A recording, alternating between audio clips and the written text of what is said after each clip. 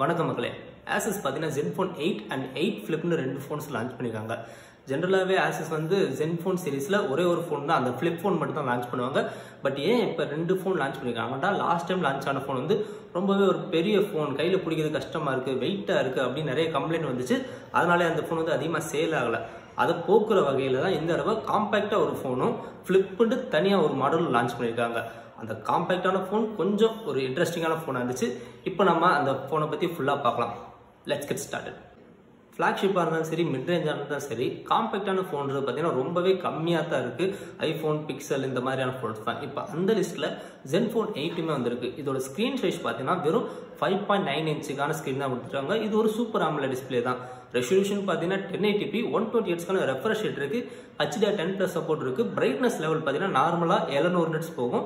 Peak brightness பார்த்தீங்கன்னா 1100 nitsக்கான brightness கொடுத்துருவாங்க. So சிம்பிளாக சொல்லணும்னா இந்த டிஸ்பிளே ஒரு சூப்பரான டிஸ்பிளேன்னு சொல்லலாம். அதோட இந்த ஃபோனோட திக்னஸ் பார்த்தீங்கன்னா 8.9 mm கொடுத்துருக்காங்க. கொஞ்சம் அதிகமான திக்னஸாக இருந்தாலும் சைட்ஸில் வந்து கர்வ்டாக இருக்குது. அதோட 20:9 ஆஸ்பெக்ட் ரேஷியோவில் கொடுத்துருக்காங்க. 5.9 inch தான் ஸ்க்ரீன். ஸோ சிங்கிள் ஹேண்டில் இந்த ஃபோனை ஈஸியாகவே யூஸ் பண்ண முடியும். வெயிட்டுமே பார்த்தீங்கன்னா வெறும் 170 grams தான்.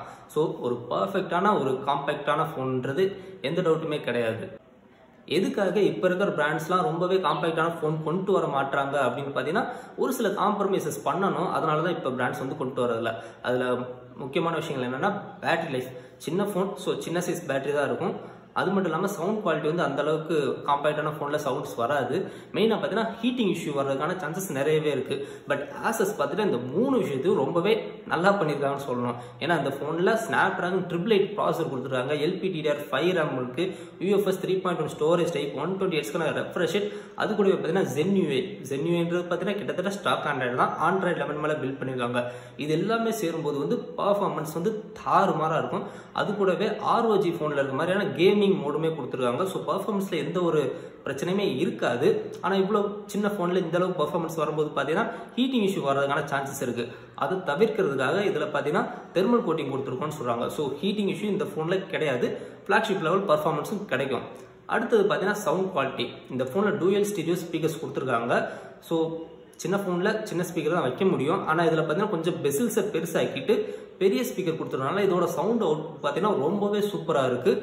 எந்த அளவு கூட OnePlus 9 Pro கூட இதில் இருக்க சவுண்ட் குவாலிட்டி தான் ரொம்பவே பெட்டராக இருக்குது அப்படின்ட்டு ரேட்டிங்லாம் சொல்லுது. அது மட்டும் இல்லாமல் மெயினாக பேட்டரி, இதில் 4000 mAhக்கான பேட்டரி கொடுத்துருக்காங்க.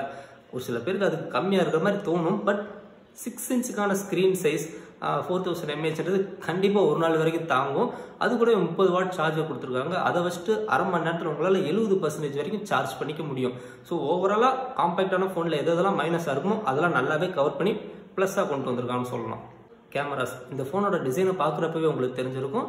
இதில் வந்து பேக்கில் 2 கேமராஸ் தான் கொடுத்துருக்காங்க. அதுவும் ஃப்ளிப் டைப்பில் இல்லை, நார்மலான ஒரு கேமராஸ் தான். மெயின் கேமரா பார்த்தீங்கன்னா 64 மெகாபிக்சல் சென்சர் f1.8 அபர்ச்சர் சைஸில் கொடுத்துருக்காங்க. இதில் பார்த்தீங்கன்னா ஆப்டிக்கல் இமேஜ் ஸ்டெபிலைசேஷன் இருக்குது. இதுலேருந்து வர ஃபோட்டேஜ் வந்து டிஃபால்ட்டாக 16 மெகாபிக்சல் இருக்கும். அந்த ஃபோட்டோஸோட குவாலிட்டி வந்து ரொம்பவே சூப்பராக இருக்குன்னு நிறைய ரிவ்யூவர்ஸ் சொன்னாங்க. நானும் சாம்பிள் இமேஜ் பார்த்து நல்லா தான் இருக்குது. பட் இதில் டெலஃபோட்டோ லென்ஸ்னு தனியாக கொடுக்கல, ஜூம் லென்ஸு. ஸோ இந்த 64 மெகாபிக்சலில் டிஃபால்ட்டாக 16 மெகாபிக்சல் இருக்கும். நீங்கள் 64 மெகாபிக்சலை மோடுக்கு மாற்றி நீங்கள் யூஸ் பண்ணும்போது 2xக்கான ஜூம் கிடைக்கும், லாஸ்லெஸ் ஜூம் கிடைக்கும் அப்படின்னு சொல்கிறாங்க. ஃபர்ஸ்ட் டைம் இதை லான்ச் ஈவெண்ட்டில் பார்க்கும்போது வந்து வாயில் வட சொல்கிறாங்கன்னு தான் நினச்சேன். பட் ரிவ்யூவர்ஸ் GSM என்ன சொல்கிறாங்கன்னா, ஓரளவுக்கு அந்த ஜூம் வந்து நல்லா கிளியராக இருக்குது, ஒன்றும் பிரச்சனை இல்லை, டெலஃபோட்டோ லென்ஸ் தனியாக கொடுக்காது பெரிய ப்ராப்ளம் இல்லை அப்படின்னு சொல்கிறாங்க. அடுத்து பார்த்தீங்கன்னா ஒரு 12 மெகாபிக்சலுக்கான அல்ட்ராவைட் கொடுத்துருக்காங்க. இந்த அல்ட்ராவைடே பார்த்தீங்கன்னா மேக்ரோ கேமராவும் ஆக்ட் ஆகும். ஸோ பேக்கில் வந்து 2 கேமரா கொடுத்துருக்காங்க. பட் 4 சென்சருக்கான வேலையை அந்த கேமராஸ் பார்க்குது. ஃப்ரண்ட்டில் பார்த்தீங்கன்னா செல்ஃபிக்காக இன்னொரு 12 மெகாபிக்சலுக்கான செல்ஃபி கேமராவும் கொடுத்துருக்காங்க. வீடியோ கெப்பாசிட்டி வர்றப்ப அந்த மெயின் கேமராவால் 8K 24 fps வீடியோ எடுக்க முடியும். மற்றபடி பார்க்கும்போது 4K 120 fps எடுத்துக்கலாம்.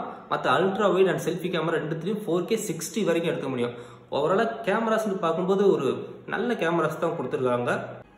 இதில் ஃப்ளிப் டைப் கேமரா இல்லை. So mechanical part, moving part எதுவுமே இல்லாதனால இந்த ஃபோனில் IP68க்கான வாட்டர் அண்ட் டஸ்ட் ரெசிஸ்டன்ஸும் கொடுத்துருக்காங்க. ஸோ வேறு என்னென்னலாம் கொடுத்துருக்காங்கன்னு பார்த்தீங்கன்னா, ஆல்ரெடி சொன்ன மாதிரி இதில் டூயல் ஸ்டீரியோ ஸ்பீக்கர் கொடுத்துருக்காங்க.